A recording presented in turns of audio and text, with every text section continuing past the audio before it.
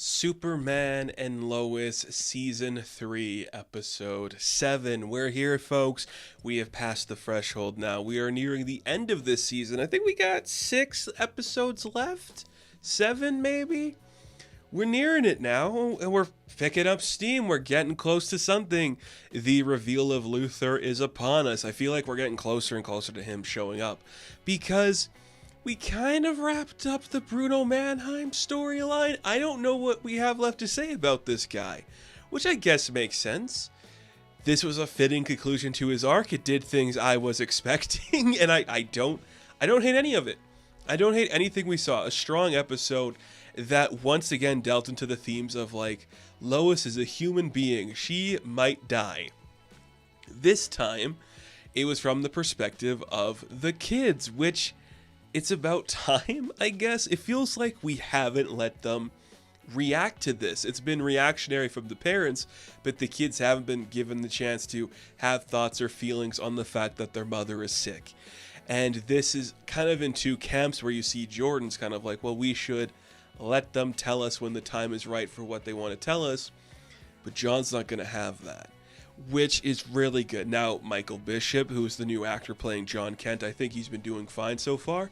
This is the episode that solidified him as really good, because in his real life, he went through this kind of experience with his own mother and her own sickness, so he knows exactly the beats to play here. Now, I'm not saying he could only play this because of the experience he had.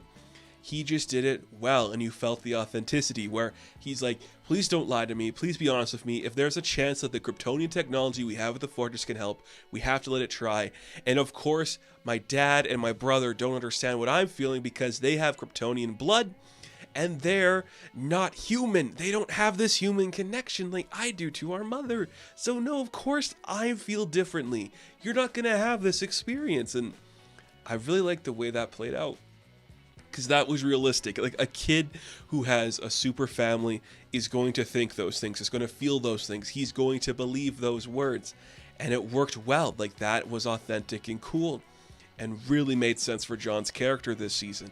I really dug that. It was such a good thing to see him do.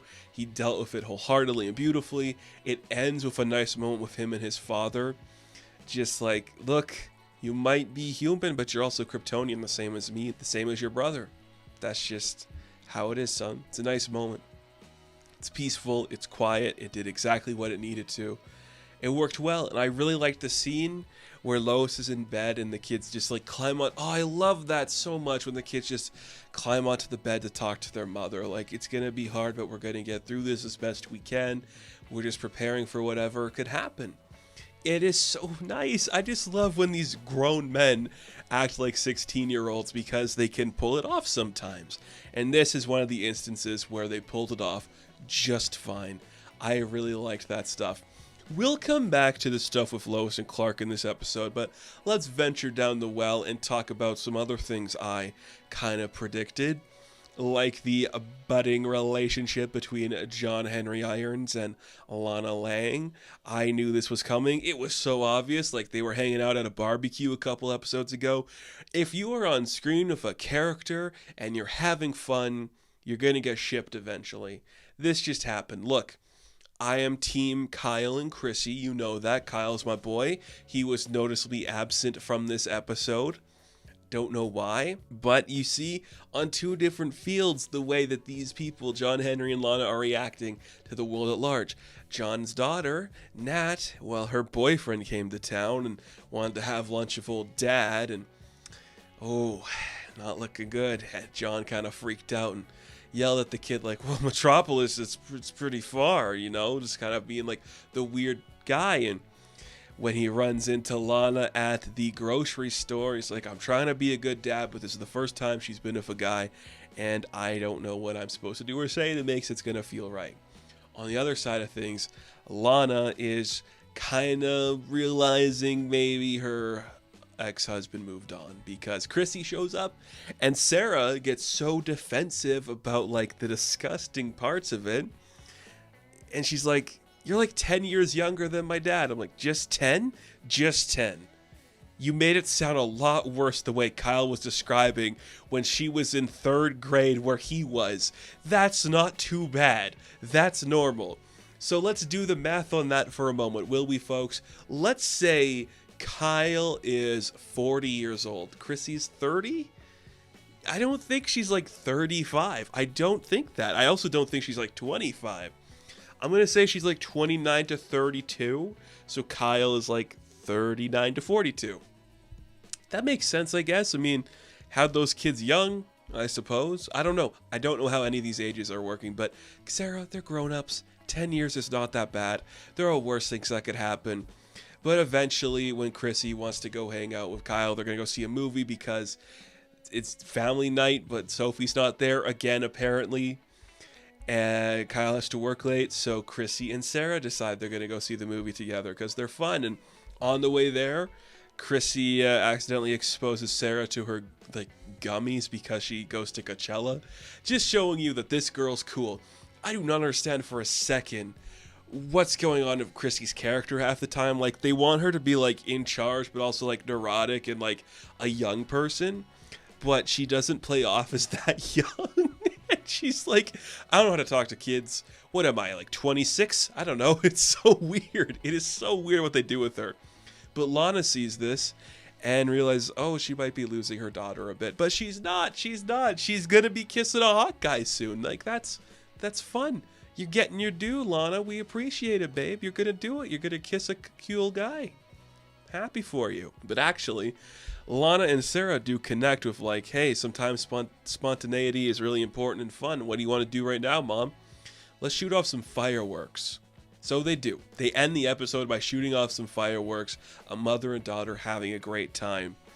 And I'm just like, why does the fire department head, is he the chief? Is Kyle like the chief or like the head of the fire? Whatever.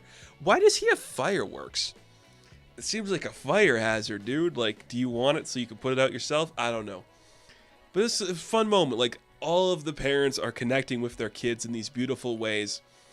On top of all of that, we spend a lot of this episode with Bruno Mannheim and Pia. Pia being the woman who Lois and Clark met at like the cancer treatments. We delve into the backstory of Onomatopoeia and Bruno Mannheim. You know, oh, Onomatopoeia. Her name's Pia. I just connected that. Do you think that's what the name comes from? They haven't called her Onomatopoeia yet, but her name is in that, so interesting. Unless Pia isn't her real name and they're hiding it? I don't know. Oh, why did I just... That's a great connection I just made. I love it. So we see the backstory. We kind of go back to an ambiguous time in their history where we see Bruno wants to, like, get some, like, the other mobsters or big, like, movers and shakers of Metropolis to be like, look, Lex Luthor's destroying us. I want to talk to him and make a plan. Like, he can have the rest of Metropolis, but we get the Suicide Slumps, and we can actually, like, build it up and make it something prosperous. You know that there's people that want to work here, and these families are like, come on, Bruno, we can't go against Luthor, man. We can't do that, man. And Pia is actually working for one of the other guys. And as we see later on, she betrays the guy she's working for to be with Bruno because they love each other and they're married. They are married. So every time Pia is talking with Lois and she's asking about Bruno Mannheim, she's trying to get like defensive, like, no, he's fine. It's interesting. Not showing Lois pictures of her family or her kids or anything. What is going on? What is she lying about? She knows something about Bruno Mannheim. Interesting. And you think it's going to be like a big thing. They're going to string along for a long time. Like, oh, obviously Pia's working with Bruno for something. We don't know what it is. They cut it. They just cut to the lead. They bury the chase. Like, we get it. Cut to the chase, bury the lead is what I should have said there. But I reversed those words up. They just bury it. Like, who cares? Clark's going to go interview Bruno the way that Lois did. He's going to be a goofy, silly guy for a bit. And essentially he's like, no, there's a reason you're not making money off of cancer. There's something else like you're not saying here that I think I know what it is. Somebody you care about is going through this, and that is where it is revealed to Lois and Clark that Pia is actually married to Bruno Mannheim. And I really like that because Lois and her share a moment where they're like, I want to actually be friends with you. Like, we have some interesting ground to talk about. So that's a really fun moment. I had a great time. Like that's a cool idea. They just end it like that. Like, there you go. They know Bruno's still doing some shady shit, but it might be for the right reason because he's trying to cure his wife's cancer, even though she has powers and it's not really working. Oh man, Chad L. Coleman, crushed it this episode. The dude went all out in every single scene. I loved every second he was on screen. Now, here's the thing I don't really understand, is the timeline of events that lead up to where they are in the current timeline. It has to be like 16 years ago, because when they first meet each other, they destroy all the other families and confess their love, when she outs herself as like a metahuman. That had to be at least 16 years ago. Nobody aged a day, because Bruno Mannheim and Pia's son is that guy whose name I am forgetting. It is Nat's boyfriend. I knew this was coming. Like, this kid had to mean something. He had to be doing something. Why else would he be here? But he doesn't know what's going on with his parents, obviously, because he's like, yo, I just met this really great girl in Smallville. She's amazing. I want to have her come up to like the house and we can hang out and meet you guys. And I'm like, hell yeah, that's awesome. This is how you do it. Look, great script, written by some fantastic people. I like this. Like, this is how you do like that serialized drama, having it escalate to the point of this kind of like conflict. It worked so well. It was so well executed. Every moment built up to the next, like actually having this like needle drop moment where it's revealed now Bruno is helping Pia and they're in love and he's doing this for the right reasons, shows you he's not a bad guy. He's experimenting on these people to get the right solution to actually help them. They were wrong the entire time. I love that. It also sets up that Lex is going to be coming, conflict between Nat and her boyfriend. The kids are worried about their mother. I'm here for all of it. All of this worked so well. I had such a great time. Like, that is how you do this kind of show. It worked incredibly well.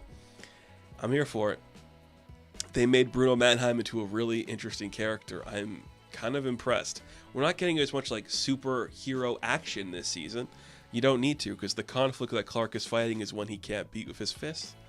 I'm impressed.